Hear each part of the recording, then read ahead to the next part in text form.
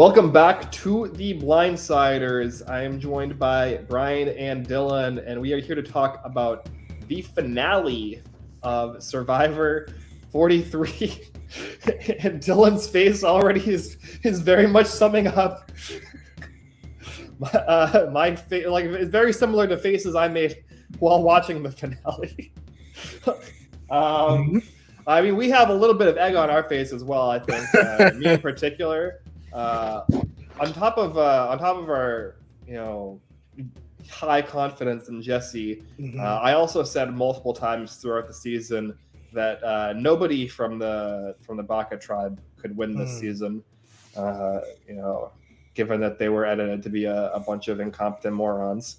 But that did not stop the winner of our season here in Gabler. We'll get into it. But I guess, like, Dylan, what's your first kind of like takeaway from the finale before we get into the details? So, like I said in our text chain, credit to us. We were the very first and only people on all of internet to call out that Jesse was bad at fire. So credit to us. We all saw this coming. So I actually don't think there's any egg in our face. I mean, we predicted all of this.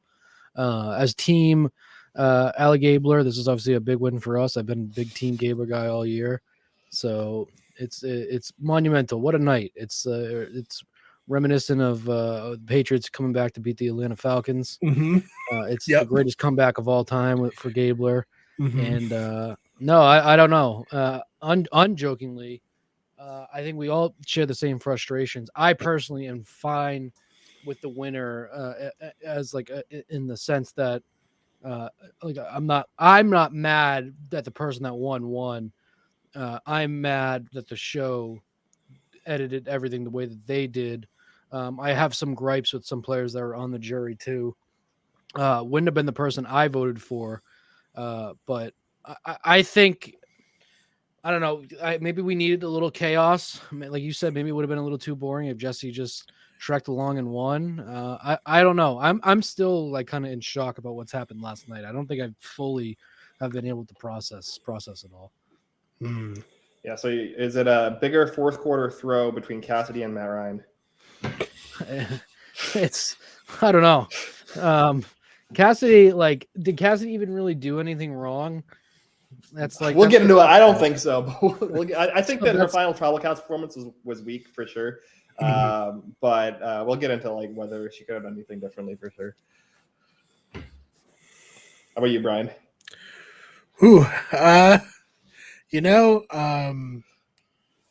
Like Dylan said, I just wish that they would at least give us like the compelling reasons to why someone wins that were clearly there, because the jury was talking about shit that we did not see, or if we did see, it was like a side story and like Jesse's story and Cody's story. It was, they didn't really center Gabler in the narrative, and when they did, it was like, look at this fucking asshole. He can't do anything right. He's going to put palm fronds on his tribe mates. He's going to ask to be voted off with an idol in his pocket so he can play shot in the dark. He's going to just generally annoy people. And, now we have, we've had this archetype in a bunch of seasons, but now we finally have this archetype as a winner. And I don't know if like, it's kind of like a intended thing from the editors to be like, anyone can win no matter how they're portrayed, to try to trick some of the people like us who've been obsessively following the show for years or what. But I didn't really appreciate it. Obviously, like Jesse, Fallen Angel, we've seen that a ton of times where someone just comes up just short. What other quick things do I have off the top? I think we should get rid of the fire making challenge. I think it completely overshadows final immunity to the point where winning final immunity is like a detriment because you're put in the spotlight of like, oh, well, now you have to go into fire. And we kind of like, I feel like we kind of like joked about that being the case after, the Chris Underwood meta of how to win Survivor. And then it came back in Winners at War as well. And then we had a little, Marianne got taken to the finals, and it didn't seem to have a big, And Erica.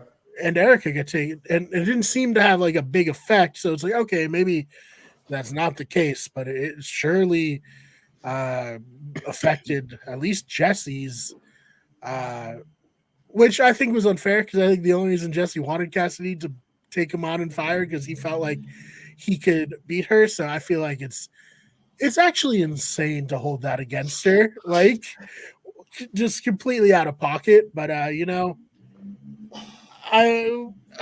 made no bones about it through this show and through before I did this show. I hate the fire making twist. It's the worst twist ever in the history of Survivor, and proven right once again, which feels good because as you said, Ben, and as you said, Dylan, I spent a lot of time being like, well, Gabler can't win this game. Like, there's no point in analyzing his game, and then he did win, and I was shocked and appalled, and liking a lot of tweets from people who are also shocked.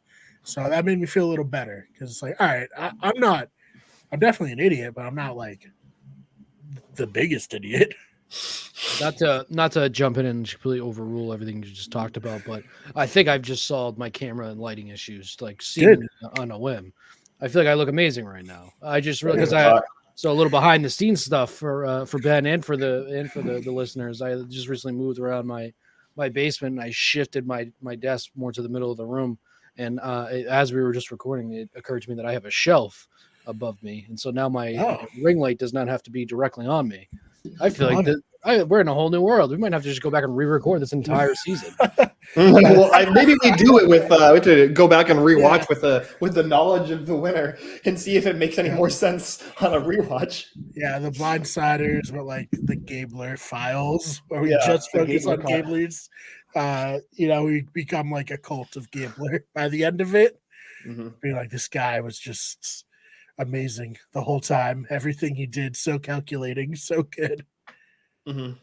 But by the grace of Gabler, your lighting situation is fixed. Honestly, that may be it. I told you, I'm Team Al Gabler. It always has been, always was. Yeah, you're doing almost as much historical revisionism as the show did in the finale. Mm-hmm. Yep. This podcast is for the troops, is what we're trying to say. I think that's like, I know we all share the same sentiment too. A lot of people on like Twitter and Reddit have taken to like attacking Gabler and his lifestyle and self. That's not something I particularly care about. Right. This is a podcast. It is. It's like but it's really important to understand that this is like almost all it's all on the producers, but it's in the team, but it's also on two particular jurors whose stocks have just plummeted in my eyes. Like it's unbelievable. Obviously, we'll get to it, but it's mind blowing. It's like as you like think about it in your head and go over it all. It really is just it's absolutely crazy the way things went down last night.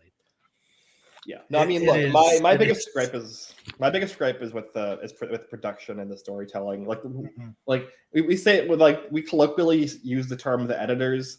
Obviously from a production standpoint, the editors aren't actually the ones who tell the story or decide what the story is. There's like a storyboarding team who looks at the footage that's available and decides kind of vaguely what the story is going to be for the season and what like kind of important points are going to be hit. And then the editors edit based off of the story that's given to them by like the higher level producers. And it's those people who are setting the kind of storylines and story points who I think had a big miss this season because they basically went all in on Jesse's story from like episode 1 to like through like halfway through the finale and basically ignored the vast majority of every other person's story and like backburnered them, including all 3 of the final 3 to a degree. And in particular, the winner, but also, as Brian mentioned, also Cassidy was, backburnered a lot in her story to the point where we didn't see how Gabler won in a lot of ways, but we also, in my opinion, didn't really see effectively how Cassidy lost. I think Owen we got like a pretty good idea of why Owen lost, given that like he talked about like Owen was like supremely self-aware of how out of touch he was with the majority of the season and the game. So I think that it's pretty fair for him to be kind of written off for that reason. I think that, you know, as far as like 0 vote finalist goes, he was relatively self-aware. I know people kind of making like Troy's End comparisons of like, oh, I'm just happy to be here kind of to the situation. So yeah, my gripe, like with Dylan, is like mostly, almost entirely, with the way that the story of the season was told, as opposed to with the actual outcome in and of itself. Like the outcome was like surprising and perplexing to me because I didn't feel like the story of the season like deserve or like earned that ending in any meaningful way. Yeah, I agree. I mean, it was a mess, but you know what? I am kind of like here for the just complete utter backlash that the show's taking right now, just because it's like maybe something will change. Yeah, Probably the Gmail not. inbox is full. That's what I was thinking too. Like they're like, okay, we botched this real bad, so we need to like funnel everyone's hate into a Gmail account that we're never gonna look at because we messed up. That's just what I think. Another big talking point too, and something that we brought up, I think we brought up last year and the season before, is the immediate reunion. I don't see any reason why at all it can't be, you know, they can't film that 6 months later. You know, they can't film that, you know, a week ago or even do it live. Or even just the next day. It's it's you can, especially because it was a focus of the camera when Cassidy realized she was going to lose. The shock on her face, and I think then forcing them to have to go in and listen to Gabler, who especially Cassidy thought that she was better and could have beat. I mean, they said it. Owen and Cassidy said it earlier in the show too, that they said that nobody's going to take Gabler seriously and that he had no shot, which was obviously a little foreshadowing. I still don't know if everybody's necessarily taking him seriously, and it's not to undermine Gabler had the best final tribal. I think that his answers were the best. Like we said, I think Cassidy and Owen floundered a little bit, Owen more so. But it's just that forced them to have to do that right away too. And like you now have Cassidy and Owen and Gabe are able to eat like real food basically for the first time in a month, and you're like forcing them to have to do that and talk. It's stupid, and it seems like it's just lazy on production's part to not figure out something else. I just don't get it. I don't get why they felt the need to keep that going. It's going to be, unless they saw for themselves firsthand when they recorded this that this sucks. It's going to be something that we'll get again in 44, and I don't know. It stinks. It stinks on just like a human level that you have these people that just missed out on all that money and lost the game that they've been dedicating their body for over a month, and to force them to have to go in and hear Gabler do a very admirable thing and donate all his money, but still, like at that point, like you can't even be mad or question his gameplay at that point because you're like, oh yeah, he's donating all his money. So it just sucked. It sucked. It would have been the same too, even if Jesse had won that point of everybody like being forced to have to go into that. It sucks. I that's one point. That's probably what bothered me the most, honestly, other than the outcome, was them being forced to have to go through that reunion right away.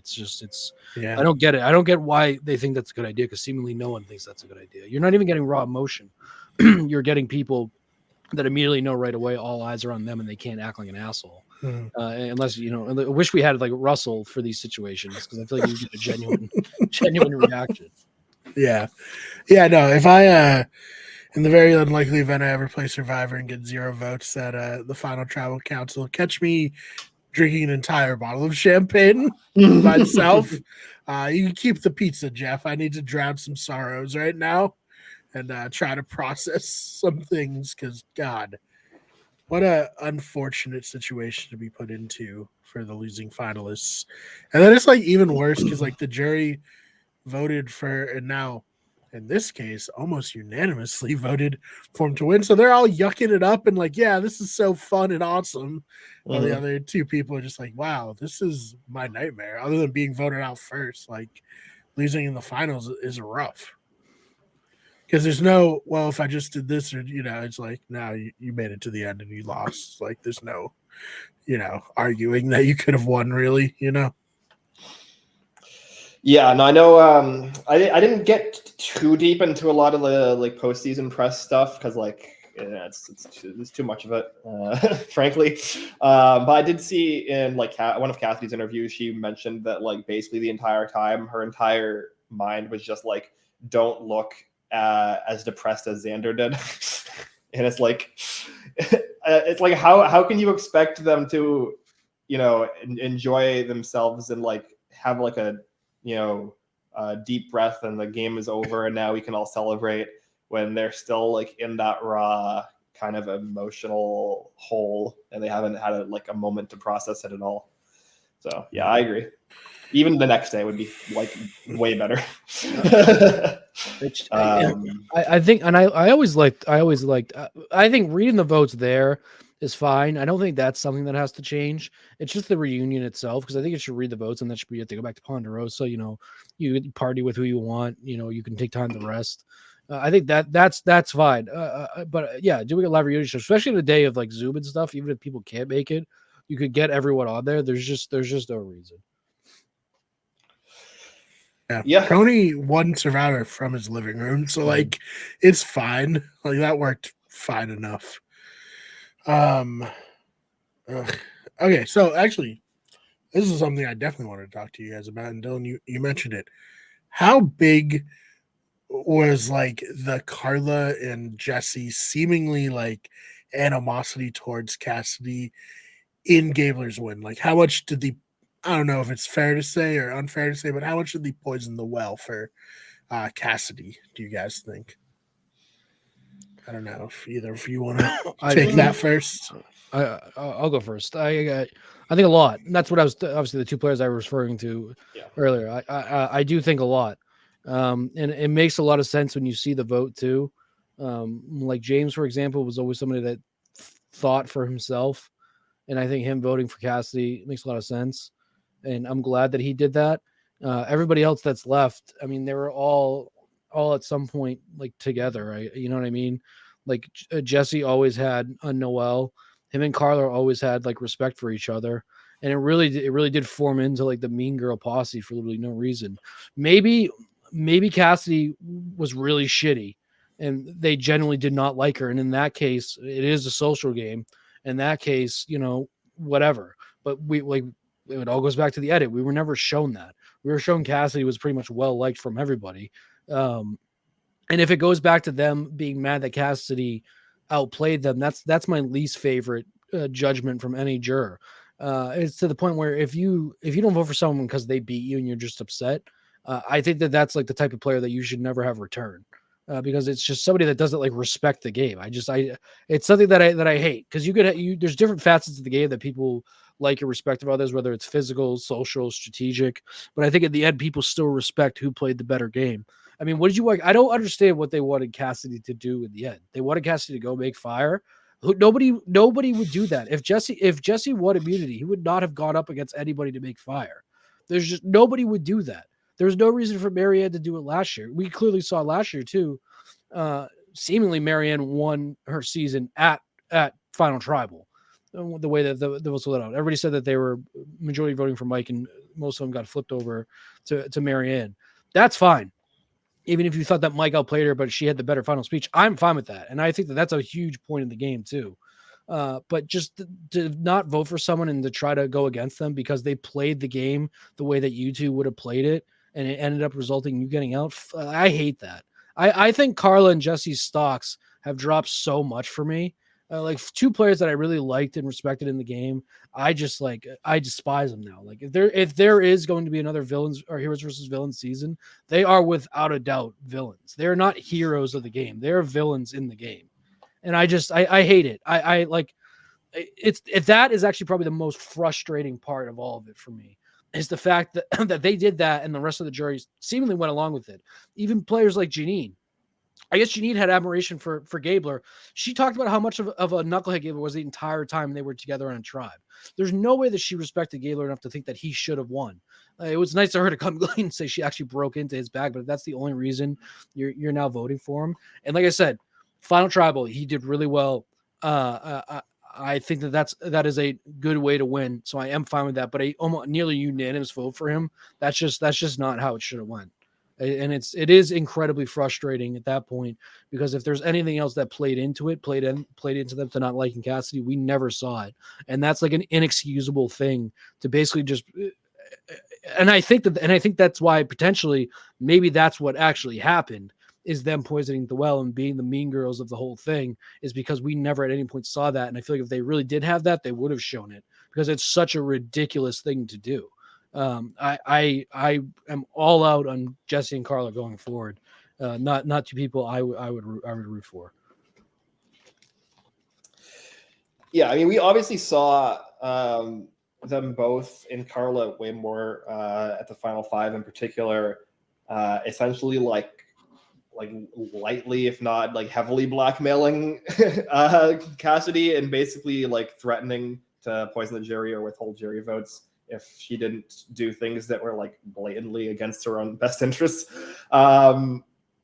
Which, you know, I mean, I think a strategy. I think it's a bad strategy. I think it's a strategy that pretty much has never worked, because it's just like you're basically creating a lose-lose scenario for the person, and the correct decision is always to hedge that you're bluffing, because that's the only like scenario where you don't lose.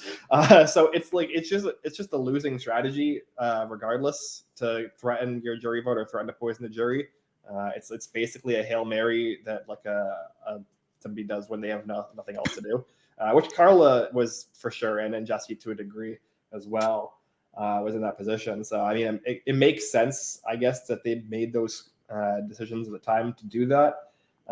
But like, to like, if they were to have followed through and done that, I mean, like, it's their prerogative, but like, you know, do I think it makes sense? No, but I mean, you know, it's not my job to make sense of the jury members' decisions.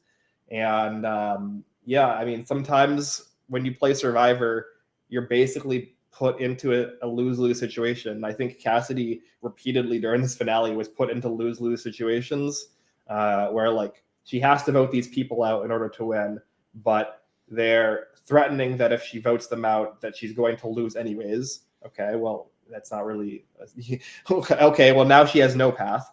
And then, okay, well, she won final immunity. Well, Jesse is saying that you know, she should give up immunity and play fire against him, and that's how she'll win. But obviously he's only saying that because that's the best case scenario for him. That's like, you know, at least semi-feasible, because of the three, she's demonstrably been the worst at fire. So if she does that, then even if she beats Jesse, it could still be perceived as she's playing Jesse's game and basically made like a strategically incompetent decision because she was manipulated by Jesse. And then worst case scenario is she loses. And if she doesn't do that, now she looks weak, and it looks like she's not, you know, grabbing the game by the balls and like, you know, trying to make one final master play, which apparently like making fire is, despite it being like historically broken challenge that people have lost. Like looking at, for instance, Survivor 41, Heather lost that fire making challenge despite being better at fire and making a better fire than Deshawn, because her position on the platform was worse based off of the wind, and the wind was blowing her fire more. And so it wasn't able to get as high as Deshawn's was, even though Deshawn's fire was smaller. Like it's a historically broken challenge. And we're like pretending like winning this challenge matters. Like I know the show is telling us that it matters, but as players, you don't have to buy into this like wild narrative that like making fire makes you a competent Survivor player. So like again, another lose-lose scenario for Cassidy, where like she's damned if she does, damned if she doesn't. And yeah, I mean, again, I think that like you could argue that her final trial performance was really bad. I think it was pretty bad. I think she made a number of missteps in some of her answers. But again, it was an edited down, tribal council. And obviously the show is going to, if they're not going to spend the season highlighting Gabler positively and Cassidy negatively, they at the very least should have spent the final tribal council highlighting Gabler positively and Cassidy negatively. So we can't even accurately say how well or poor either of them did, or the show just decided to cherry pick Gabler's great moments and Cassidy's bad moments in order to more easily sell this narrative that they had not spent 13 episodes selling for damn sure. So that's my 2 cents. Like I'm not like as anti bitter jury. I think that like is it narratively good when the jury is bitter? Usually not, because it usually creates a scenario where the show can't tell as straightforward of a story, or as like compelling or like easy to digest of a story. But I don't really hold too much animosity towards bitter jurors in general. So I'm kind of taking like more of a middle ground on that. I think it's also important to note too that there's like absolutely an argument against Cassidy's game, like, and how she played it throughout before. Like, she by no means played a perfect game. That's also why in the end, I'm fine with Gabler winning. I would have been fine with Owen winning. I would have in the end, because Jesse clearly was the more dominant player up until that point. Fire making just needs to be done away with. The argument of people saying, oh, well, Jesse would have just been voted out 3-1 anyway. Like, yeah, that's why the final immunity challenge is so big, is because if you're a player that no one's gonna, if you're put yourself in a position where you're clearly the winner, you have to win that. And it really needs to be noted just how horrific Jesse was in challenges. And also fire making. Seemingly did not practice fire at all going into Survivor. Seemingly did not practice at all on the island up until he realized he was going to be in there. Those type of things are not what great all-time players do. Look at Tony and Kagiyan. The way that he lied and cheated his way to the top is what I love about a villain in Survivor, is that Tony did everything he needed to win. He did absolutely everything he needed to win. Jesse, in my opinion, did not do absolutely everything he needed to win. And I know that there was no fire making in Tony's season. He probably almost surely would have had to make fire in that if he did. But Wu had no business taking Tony there, and Tony still persuaded him to do that. So yeah, which is way more interesting. Way more interesting. Someone making fire. Way more interesting. And obviously it's the final 3 instead of the final 4. It's a little different, but Jesse, like he said, he's just in the woods for that whole like camp segment practicing fire. That's not interesting. It's not interesting or compelling to watch people practice fire. It's way more interesting to see him try to wheel and deal and try to get one person to vote with him of the 3 people. And like, yeah, it probably wouldn't have worked, but it would have been a lot more entertaining. Yeah. And then as an elimination, I think that losing it at fire, especially like how kind of brutally Jesse did, because it was kind of painful that he wasn't even really close. Like that to me was a worse send-off than him just getting voted out 3-1 would have been. Not only that, Gabler had like the record fastest fire made in the show's history. Tough draw there for Jesse. There's only one small positive to it, which is if you think that your only chance is to play, you do the fire, which has clearly happened before, then you do it and it's badass. Or if you think that like this is 100% guarantees me a win, or it should, I'll do it and it's badass. If it was Carla versus Jesse, I think that'd be a little different, because I think it'd be a little bit closer. Cassidy knew for a fact if Jesse was there, she would lose. She knew for a fact. So there was no reason, there was nothing for her to go up against that. There's just no positives. And as we saw the first season with Ben winning, it also helps out players that were outplayed at the right time also. So it's just you'll never get like an all-time great player that in a fire making challenge, in my opinion. You just won't. Yeah. I mean, obviously, like the Tony and Sarah fire making, that was probably for who wins the season. That was the only good fire making challenge. Now you bring that up. I forgot all about that. That was the only, in my opinion, good fire making challenge that we've seen. Yeah, there's just like circumstances that neither of them won the final immunity, so it left both of them vulnerable to have to play in it, but it also cost Natalie the game.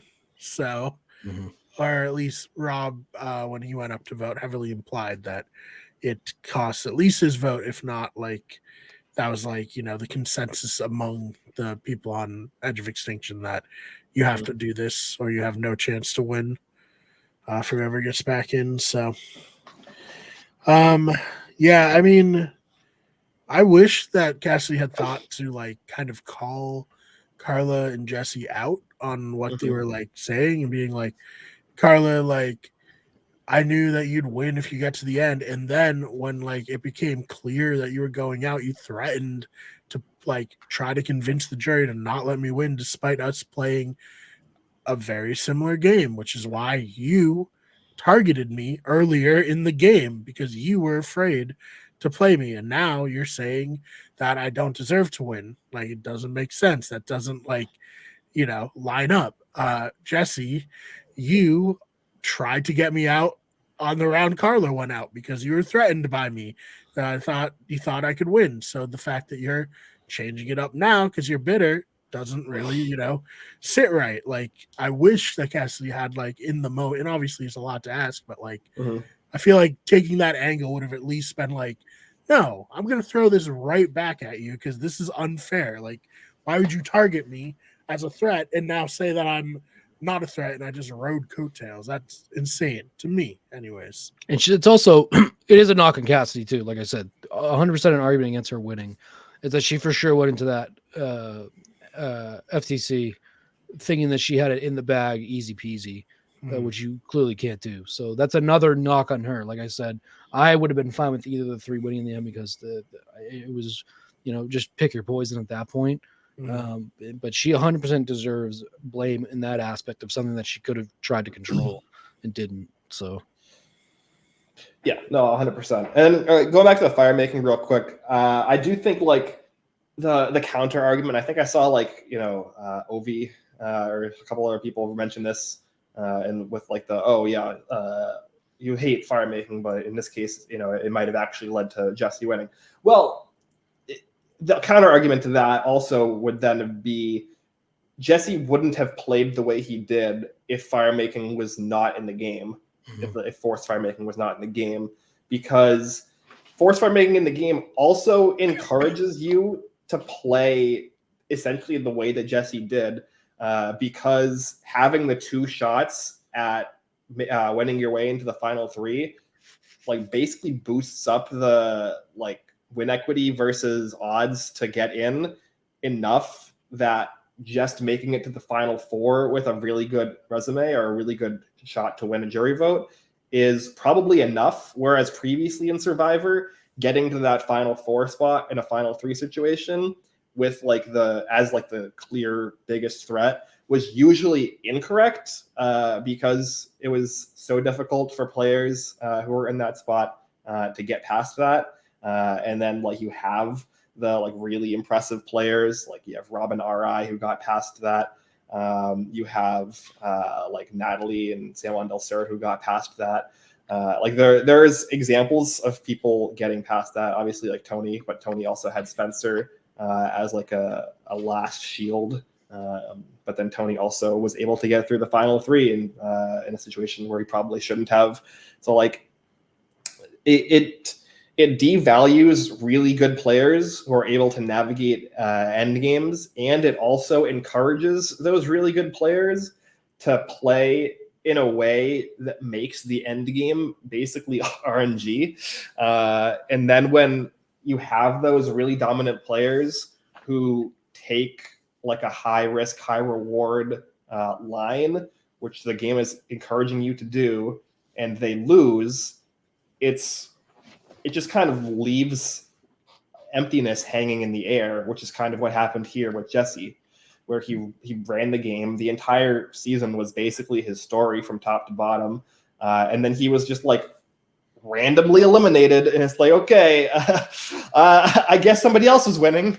And that wouldn't happen in a situation where the players know that there isn't a forced fire making, because you would have to play in a way that sets you up to get through a Final Four vote. And Jesse was not playing in a way that would get him through a Final Four vote, and he would have done something different if he had to get through a Final Four vote.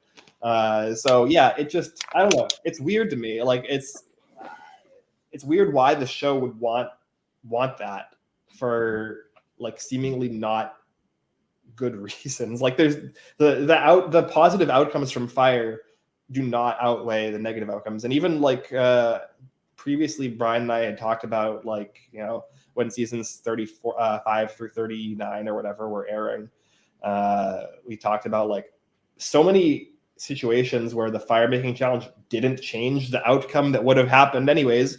Here again, this wouldn't have changed the technical outcome based off of this one round alone, and yet it still exists, eats up time, makes the camp life less exciting, and creates like this situation where the incentives are warped in a really messy way that doesn't make any sense.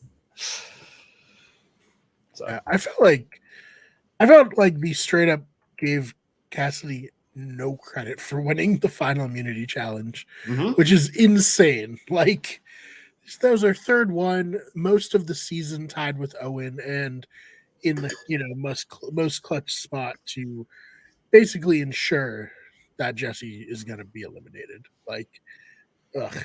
I for sure, now that we're talking it through, I definitely have way more sympathy for Cassidy than I think I did initially. And it is really unfortunate too, because she was also obviously a player that I know I for sure was counting out early on, and so even though she didn't play the perfect game, it's still, girl literally did everything she needed to do to win in the end, other than, you know, her final tribal and maybe a few missteps along the way. But yeah, I don't know. When we saw, like, you know, woman after woman getting cut for being like weak in challenges, like, I was like, oh, Cassidy is not in a good spot this season. And to come from that, make it through a couple of votes on her tribe, and then be the last woman standing, that's incredibly impressive given the kind of like bias against women in this season. And she even said, like, it's not anyone's fault, it just happened. But like, there was a lot of like, oh, we need to just get rid of the girls at first because they're weak in challenges, and we've talked about that a lot, of the reasons for that. So, you know, even more impressive for her. And then to be a challenge beast post merch, like, it's great. Yeah, no, 100%. So I guess is there any other like kind of high level things that we want to go over here? I think we pretty much covered all the shitty stuff. Yeah. My sympathies to Owen, as also a super fan. He kind of had a nightmare experience, even though he got to the end. But like, it just like, I mean, he said it. He's the Charlie Brown, the new Charlie Brown. You know, taking the mantle from Spencer now. Where it's like, oh God, you think you go on these shows and you have like a plan and you've studied and you're like obsessed with it, and then just everything doesn't go your way. And I just can't imagine how, like, not shitty, because like at the end of the day, you still got to be on Survivor. He still got to win immunities. He still got to be at the very end and last all 27 days, right? But yeah, tough scene. Yeah, I guess we can open that up. We can talk about the final 5 round here. We get like a little bit of a preview of or like a recap, I guess, of the Cody Blindside, and just like really drive home the nail of like, man, Jesse really is the biggest threat. He's not going to be a target at the final 5 still, even with an idol, but he's still the biggest threat. Also, Carla, who has done nothing, also a big threat somehow. equal to Jesse, who has pulled off incredible moves in the last couple of rounds. Equal to him is Carla, who has done, let me check the list, literally nothing in the last 7 rounds, and in fact is now kamikaze to her game. Apparently just as big a threat as Jesse.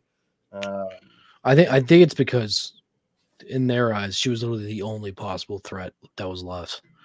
And I think maybe that's why they probably overhyped. I think this is also where Jesse misplayed his hand too. Once again, just at no point bring up the idol. He could have orchestrated that vote to go after whoever he wanted to, even if it was the person the majority was voting for.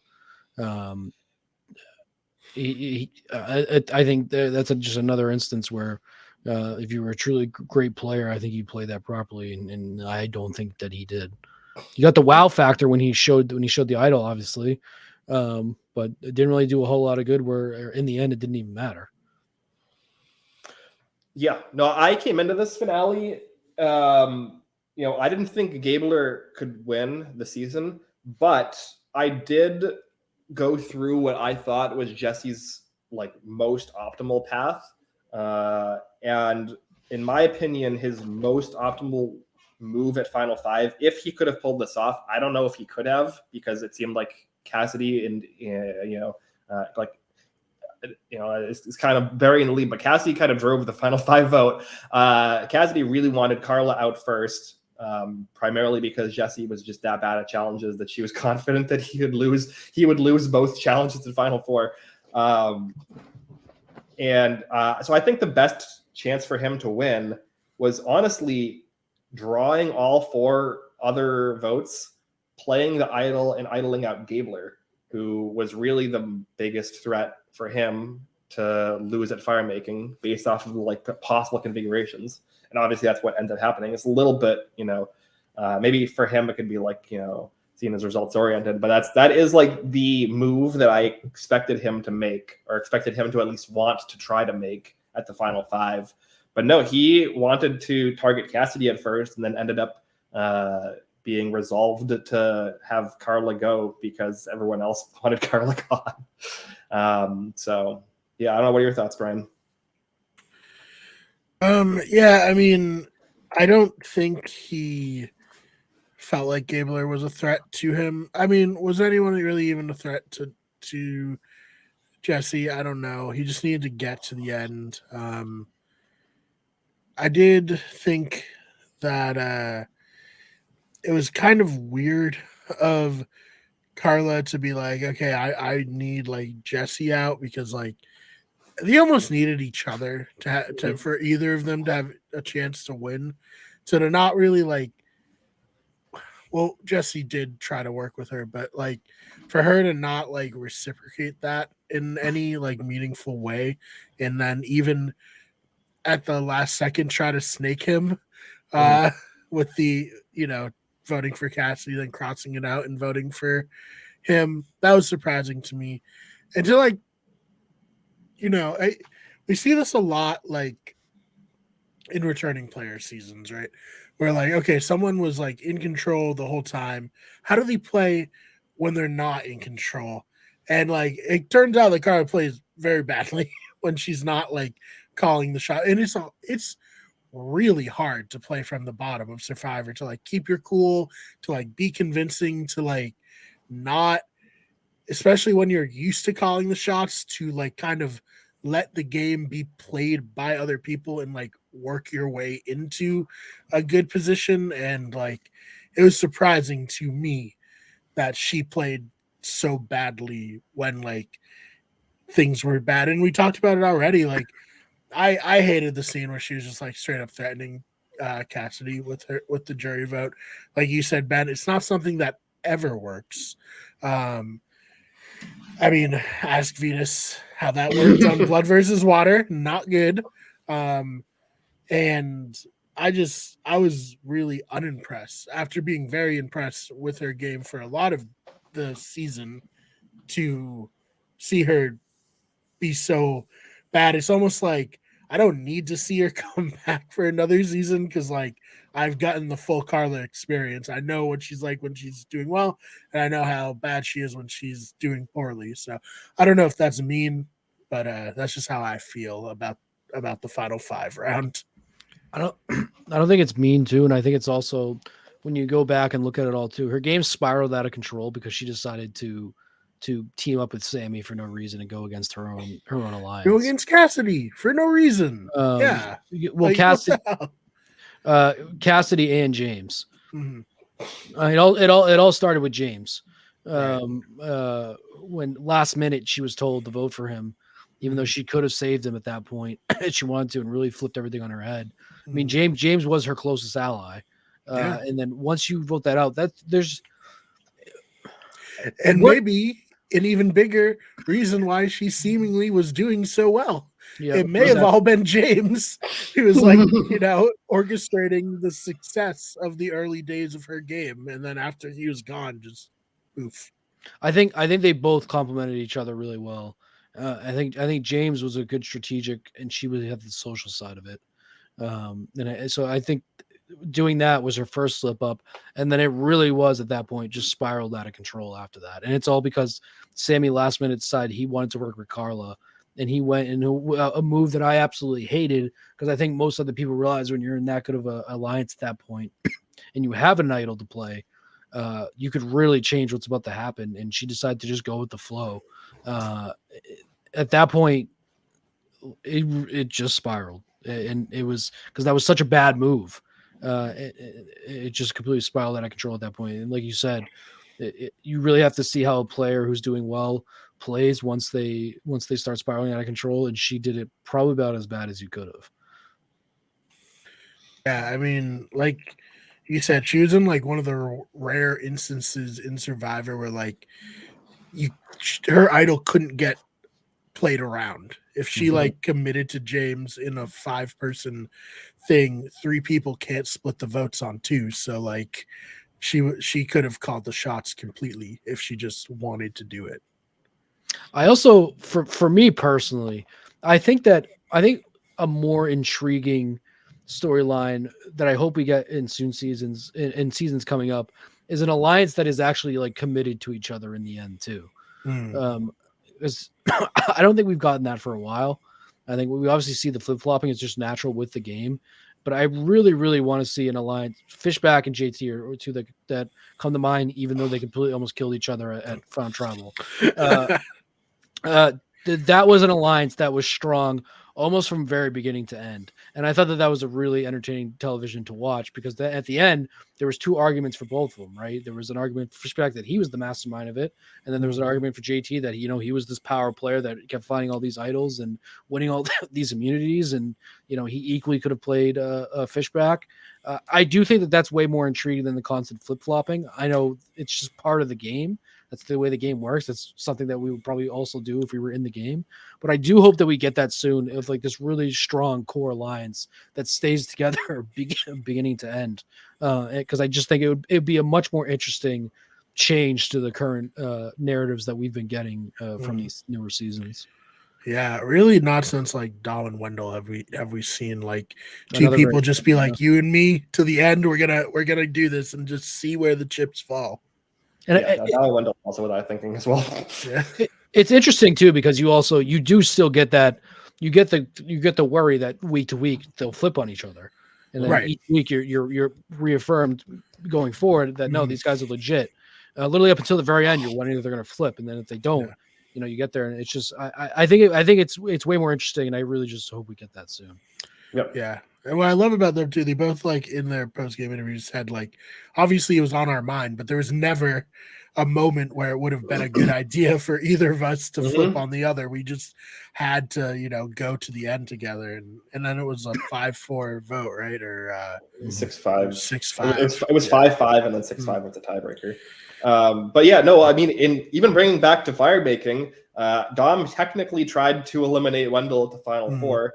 And there was kind of like, I remember at the time watching it, this idea in the ether of like, should Dom give up immunity and face Wendell in fire making and beat him that way?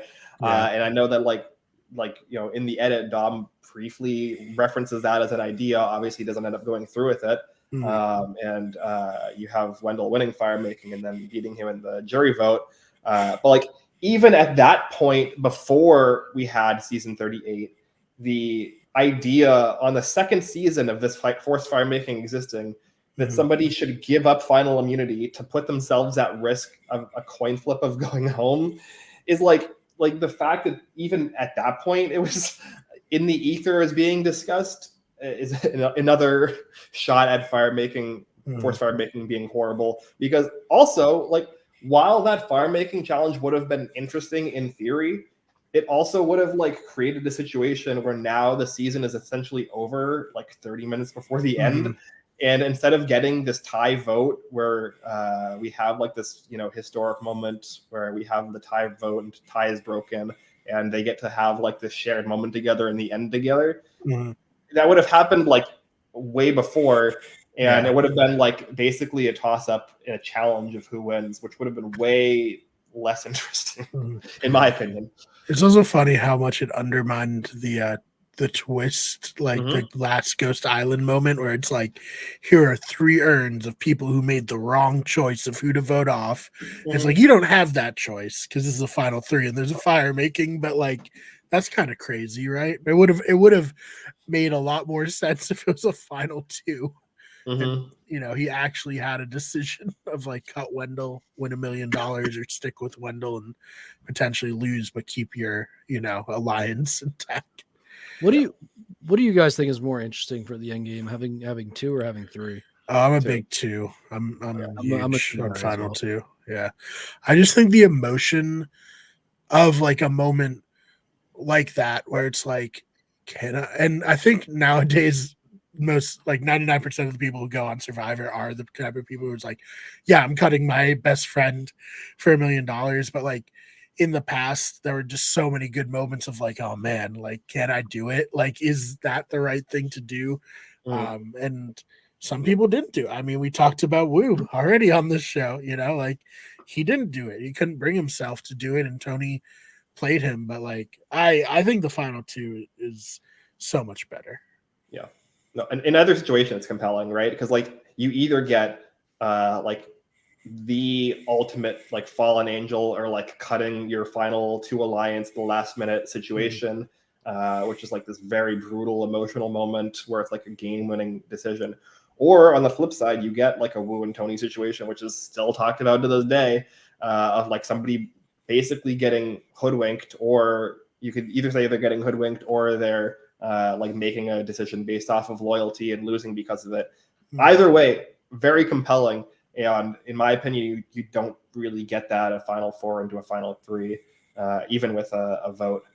I think you also get a lot of entertainment when you have like the alliances in the final 2. Although this season particularly didn't have final 2, but when you have the alliances of like when you look at heroes versus villains, when you have Parvati and Russell, that was so fun to watch. Because it was such a disaster almost from very beginning to end, but they still stuck together. Even though you're like, why are these 2 working together? That's like another aspect that makes it more entertaining. I would have loved to see that season if it's Parvati and Russell at the very end, just them 2. I think Parvati probably wins in a landslide, but I think to see them 2 have to really go at it would have been very cool. Obviously, I was team. I think Parvati should have won that season. Sorry, very dry down here. No worries.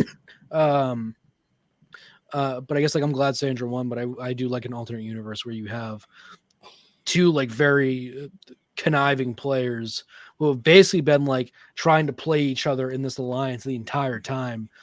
Finally have to duel it out in a final tribal. I think that's way more interesting too, because you're not talking about one person or the other. And I feel like now we don't even get players grilling each other anymore. They're now just answering their questions. I think when you have the 2 players starting to grill each other, it's just so much more interesting. Yeah. I mean, obviously, for the record, Sandra's like one of my all-time favorite players. So I'm glad Sandra won Heroes versus Villains. But I get what you're saying.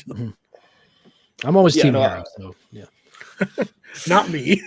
I mean, look, I love Sandra as well, but I do think that like even in that case, I agree that if that had been a final 2 and like most likely Parv, if not like Sandra's not winning the final immunity. Sandra's never gotten close to winning a challenge. Yeah. So like most likely Parvati wins based off of historical context, but Russell, won the final immunity previously, so like obviously there's a shot in there for that. He won 2 final immunities in a row, right? Yep. Mm-hmm. Yeah. So. Yeah. So like I do think that I think like we probably both cut each other, and Sandra still wins the season, but like. I think Parv cuts Sandra and takes Russell. Parv was the one person who was actually vocal about Sandra potentially beating them. Whereas like I definitely do think that Russell cuts Parv and takes Sandra and then loses to her in the final 2, possibly unanimously. That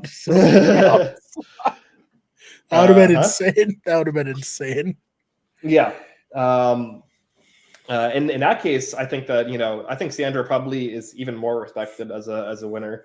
So I think most people understand at the very least why Russell lost that season.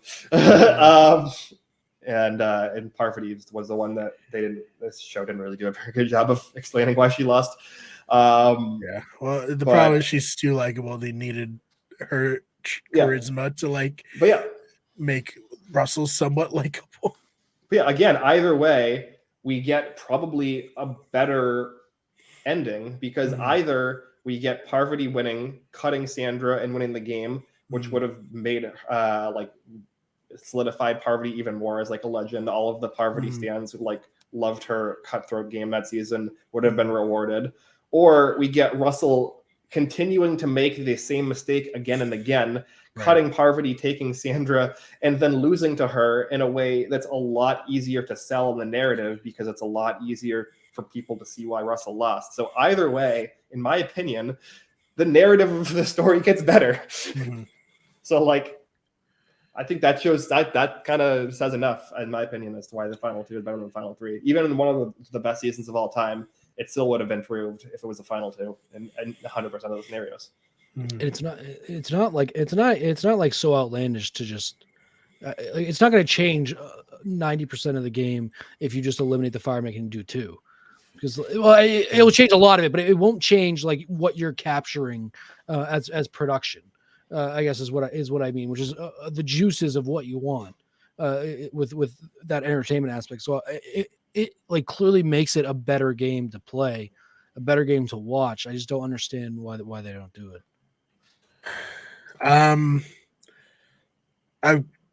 Because Terry Dietz lost Survivor Exile Island. That's literally the only reason.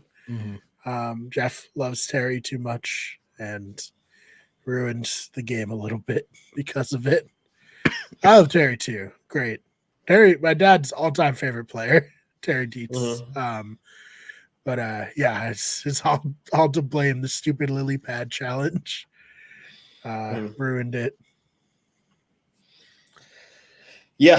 No, I mean, like, and I've also said before that, maybe if they want to keep the shortened season, like making the cast even smaller back down to like the OG 16 would probably improve things a lot as well. Give a little more time between rounds and also not have to force the 3 tribes of 6 format that they're kind of stuck in right now. Hey, from the preview, it looks like a couple people die next season, so it might force them to do a final 2. Usually when medevacs are teased in the season trailer, you know that some shit's gonna go down. The last time they did that, Caleb almost died.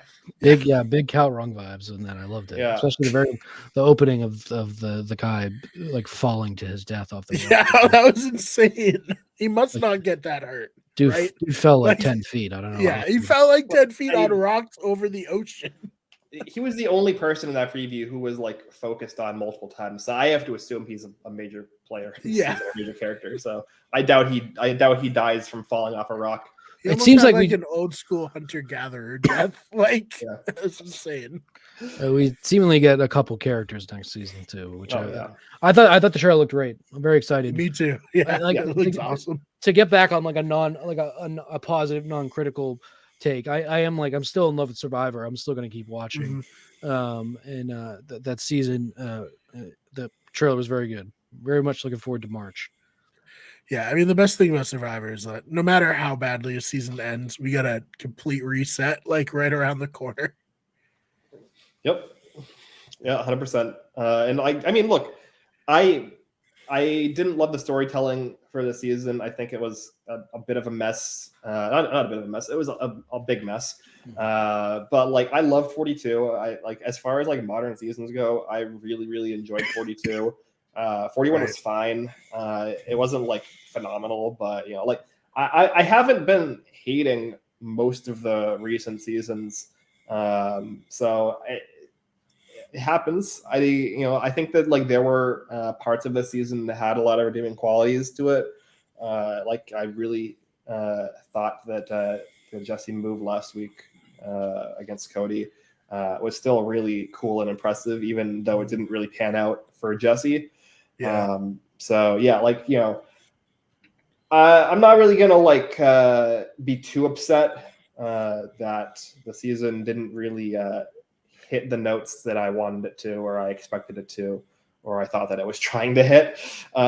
So yeah, I guess with that, do you want to move on to the next portion? Was there anything else from the final five? We kind of like, Yeah, right. We kind of like went through Jesse's downfall Yeah. pretty in depth. We kind of like did it backwards. Yeah, we kind of did it talked about backwards. final Yeah. tribal council, final four, and final So, five. That's fine. Yeah, I used to want to break down, I guess, the final tribal a little bit more. It's probably the only thing. Like, we talked a little bit in like broad terms of like Gabler did better than we expected probably, and Cassidy did poor. But you know, I guess we can go through some of the specifics now. Yeah, I mean, I definitely feel like we said, that it was against Cassidy because of Carla and Jesse, and then it almost felt like Gabler was like, I don't know if this is the right way to put it, but like the non-offensive vote, like the jury's ego could like handle losing to Gabler because it's like, oh, he's not even a threat. Like he barely even played the game. Like, oh, it's happenstance and situational, you know, outcomes that led to Gabler winning. Whereas like if they voted for Cassidy, they would kind of have to own the fact that she outplayed them in some way, and they like weren't ready to own that in their own minds. 100%. So yeah, the way I kind of view final tribal and like jury votes is generally people vote for who they like or respect, but more broadly, people vote for the person that it would be easiest for them to sleep at night knowing that they lost to.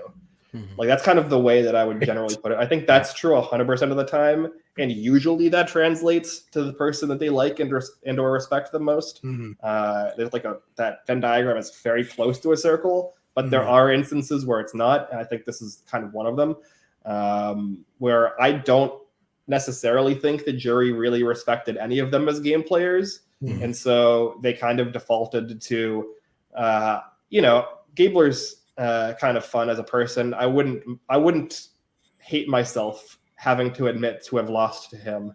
Right? Yeah. And I think that's basically kind of where we landed.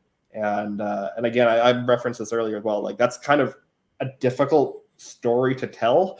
So I don't like 100% fault the producers for having a difficult time telling that story, especially if a lot of the decision making on that happened off screen or at Ponderosa. So yeah, I guess that's kind of where I would land on that. Agreed. Yeah, I mean, I'm pretty much right there with you too. Am I mistaken too? Did Cody not ask any questions during Final Tribal? There were a couple people who barely spoke. Yeah, there's the one like downside of the open format is like it really lets dominant personalities like control the conversation and the narrative of Final Tribal Council in a way that like the old format of get up and ask your question did not. Yeah, you had Noelle and Jesse were kind of like the two main voices that I remember from that. And if you don't have like someone fighting for you on the jury, you're like pretty out of luck. Yeah. So I guess there's like there's two main things that I kind of wanted to highlight from the final tribal, particularly with respect to like Gabler's answers. So the first, he referenced it a bunch of times, and this was kind of like his like signature moment that he tried to tie a lot of his gameplay back to, which was the Ellie boot and his impact on that. Right. I'm curious what you guys' thoughts are on that, because I have my own thoughts. I have my own very strong thoughts. I want to hear you guys' first. I think that it really shows the shortcomings of not having a reunion that includes the pre-jury, because I want to hear Ellie's thoughts on Gabler pretty much being like, I won the game because I voted Ellie out 10 rounds ago, and then I did nothing else for the rest of the game. Pretty wild that he like hung his hat on that so hard. I think especially because 3/4 of the people there weren't there to see it anyway. So it's like, oh yeah, that Ellie, who we never like were able to talk to or anything. Yeah, she was really a killer. I'm glad they gave her. Yeah, we knew her for one day, and she was one of like 6 people who could get voted off in it. Yeah. Like, it wasn't like this crazy Hail Mary, like where he was this puppet master and like controlling it. It was just kind of like, oh, Ellie, sure, I'll vote Ellie off. I don't care. I don't know her. Yeah, I think there's two kind of important points here that I think really kind of undermine this as a move, or I guess 3, I would say. First, Gabler was immune, which in my opinion makes most moves like undervalues or makes most moves look weaker in comparison, because you're not really making any major risk. Like you're not like sticking your neck out to do something when you can't be voted out. 2, I think Ellie was going to get voted out anyways based off of how she was playing.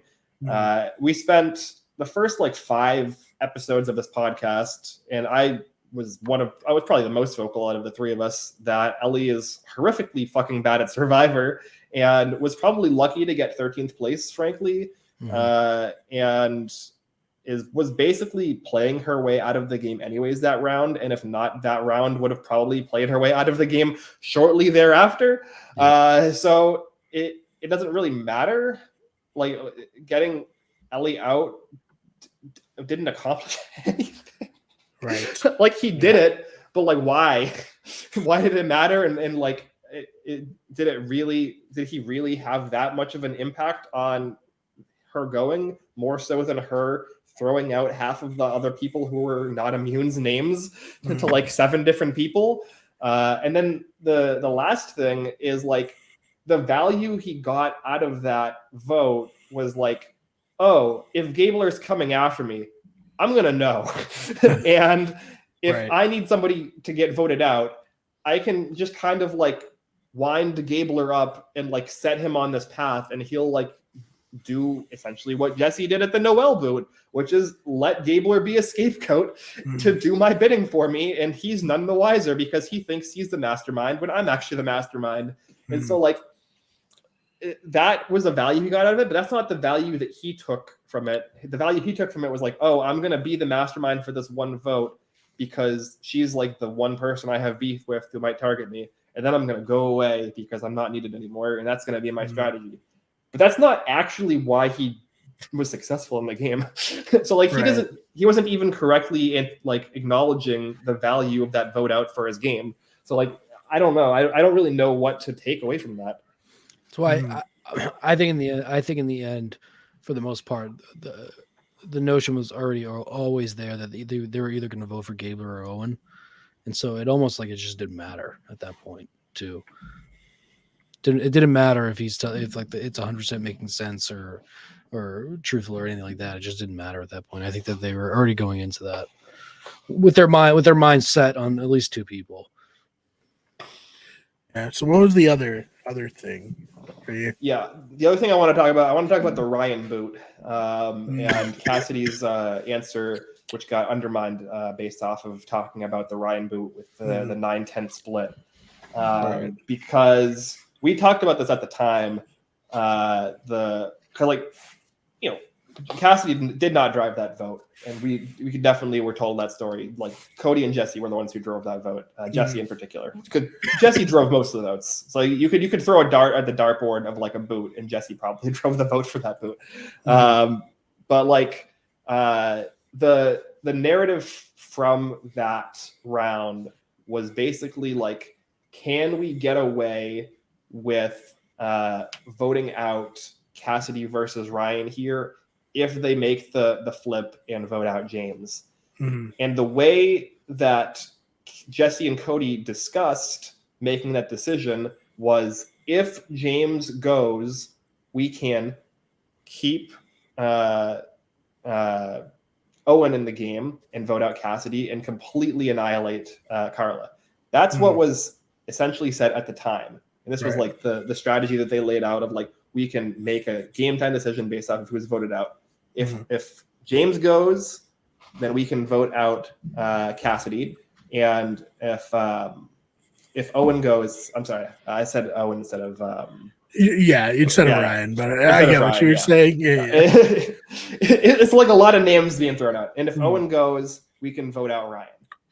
Right. Ultimately, James ends up going, and they still vote out Ryan instead of Cassidy, who was supposedly the plan based off of this game time decision strategy they came up with. And we talked about at the time of the podcast of like, they set up this game time decision strategy, and they did the opposite of what they were what they said they were going to do based off of it. Not that it mattered. I think it was fine. And it just kind of ended up being like, this game time decision strategy felt like it was something that was discussed and then discarded shortly thereafter. And they were like, no, we'll just vote out Ryan either way. In the final tribal council, Jesse and Cody undermined Cassidy's answer, not by saying, no, we drove that vote and not you, but by saying, no, we had this game time decision plan that if James got voted out, we would vote out Ryan. Otherwise, we were going to vote out you, which is literally the opposite of what was told to us during the episode itself. Yeah. So I was so perplexed at that coming up and not really being addressed at all in the show, or like the show is like, I don't know, helping them gaslight the audience into like something, thinking that we didn't see what actually happened. I don't know. I don't understand. I personally think it goes back to like me saying they already had their mind made up that Cassidy was the enemy there, and that maybe I'm giving them too much credit of coming up with that on their own, or maybe like that was just quite literally their perspective of it when it was unfolding in real time for them. But I do think it goes back to in the end that like there was a bone to be picked with Cassidy for some reason, and it was just always going to be their agenda was just make sure she didn't win it. Yeah, I agree. Which I fucking hate. I hate it so much. Yeah, no, it was weird, and it was like you said, Dylan, they kind of were like more fixated on undermining Cassidy than actually like playing it truthfully and like giving the full story, which is lame.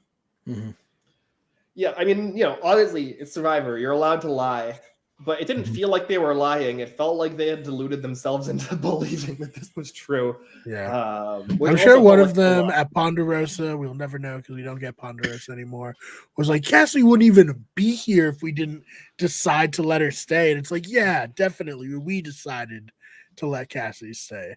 That's something I can definitely see having happened. When people get bitter, they kind of, make up scenarios, whatnot, in their own mind to justify why they didn't mess up. They didn't mess up. They're just like, this person betrayed them unfairly. So, yeah, no, I was very confused because like it was like you could still tell the truth and undermine the point Cassidy was making by being like, no, you didn't make that decision. We made that decision, which I agree was true. They did make that decision. Jesse and Cody did. And you could be like, no, Cassidy, you really didn't convince us to keep you. We were kind of like, up in the air a little bit, and we ultimately decided to vote out Ryan without like just literally lying and completely doing historical revisionism. Yeah. So like the truth is good enough. Like I ask every season we've had so far too, we've kind of like flushed out the goods and the bads. What is your guys' rating for this season on a grading scale? To recap, so the recap for me, and I'm making this now up on the spot, but I think I gave 42 a B, and I think that I gave 41 a D. D minus, D plus, because I am not with you, Ben. I very much hate 41, whether it's for the cast fault or the obviously all the ridiculous twists we got there, but I'm not high on 41 at all. And for sure, this falls in the middle for me. I'll probably give this now. I think we were probably at like an equivalent B before, and I think now I'm probably landing on like a C minus, just for the way everything folded out in the end. Yeah, I'd say C as well. It's like it was good. It had its moments, but also, it missed some easy questions that it could have answered and brought its grade down. Yeah, I'd probably say C minus. Yeah, I would probably agree with that. So I think I gave 41 like I think I probably give 41 like a C, in like 42 like a B minus to a B. Yeah, I can't remember exactly what I said at the time, but that's kind of what I would say now. I definitely think of the three, while I think 43 had higher highs than 41, probably it didn't have that many higher highs. And the higher highs didn't really make up for, I think, that on average 41 was still a better season. I think it had more interesting votes all the way through, whereas I think most of the votes in 43 were kind of straightforward and predictable, with like only like a handful that were interesting, and like a couple that were like really, really cool and interesting. And then combining that kind of very straightforward gameplay with an overall narrative that fell apart very much at the end and didn't really like have any kind of cogent feeling to me at all, or like consistency. A C minus is like the best I can give it. Oh man! All right, well, I think we covered this pretty front to back. Anything you guys wanted to talk about that we didn't yet? I think I'm good. I had a lot of fun. This season. I will say this has probably been my favorite season podcasting the show so far. It's been good. Seems like we'll have a lot of fun next season too. So it's been really fun. No, like I said, overall C minus for me. Could have been way better. Could have been worse. No, I'm just really excited. I'm really excited for 44. It really seems like we're on the upwards trajectory, even if we took a little bit of a step back this season compared to 42. I still feel like we're on the upwards trajectory, and hopefully they'll do what they did this season and in 42 and correct some of the mistakes, even if they're doing them really slowly. So I'm still very excited. Yeah. I think, it had good moments, it had bad moments for sure, but it's always fun to do this and to talk and to see what everyone's saying. We don't get too many shows that people watch at the same time live anymore, so I really do enjoy that aspect of this show and of Big Brother and of shows like House of the Dragon, where it seems like a lot of people were watching it all at once. So I'll definitely always be happy about that. Yeah, no, for sure. I think that for me, there were improvements, and we talked about the improvements in terms of the show canning some of the bad twists from 41 and 42. I do think that the twists were not the issue with this season for me. Like I said, the storytelling was the primary issue with the season. And so fix one issue and now we have a new issue. So yeah, I've heard through the grapevine that the producers, like the jury, seemingly not super happy with the season and with the conclusion of it. It seemed like everybody and their mother just kind of wanted Jesse to win and were like so frustrated that he lost that they just kind of threw the baby out with the bathwater for the season. Right. And I've heard that the producers were very, very happy with 30 or with 44. So hopefully that's a good sign that 44 will be a big step in the right direction, and we'll have like a really good season to cover in the spring. It's actually like way sooner than I thought it would be. I think it's March 1st, right? Which is it's in like 2.5 months. So we don't have a shorter break than I think we usually do. Yeah. Will BB Can even be over on March 1st? Probably not, right? So we'll be doing double duty, covering both for this and the Have Not Room. Subscribe to that if you're a Big Brother fan, because Ben and I are committed. We're doing BB Can 10, right? It's 10? 11. BB Can 11. Yeah. I've seen 2 seasons of Big Brother Canada, so not an expert, but luckily Ben is an expert on that. So I won't be making deep cut references like I do on this podcast to previous seasons. Yeah, I've seen. I actually technically have not seen every episode of Big Brother Canada. I have not seen, I think, the last 2 episodes of BB Can 8 before it was officially canceled. Oh yeah. Because I think I was behind an episode, or I think it's either 1 or 2 episodes. I've watched like clips, like I've watched the clip of it being canceled.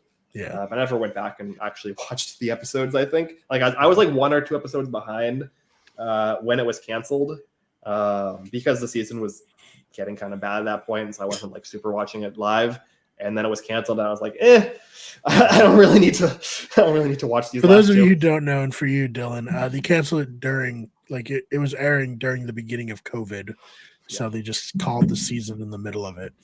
I see. Yeah, pretty wild. Yeah, to have happen. Yeah, one of the instances where BB Can actually broke into the mainstream a little bit and was like played as a "oh wow, COVID is very serious" clip in like international news. So, all right, I will say, because I have to go really quickly. Obviously, DJ Clubberlang on Twitter. Brian and I are finally recording a on Sunday. Let's go. 2 big main topics is I'll be seeing Avatar in IMAX 3D. My first trip to the IMAX theater in almost 3 years. So very excited about that. And then we're going to be going down a timeline like it's fucking serial of beginning to end the DCEU and its death. They've announced that they're just completely going to restart everything, and Henry Cavill is out. So I'm really looking forward to talk about that, because I've literally just been diving into it. Like I'm like the DCEU historian. I have like timelines.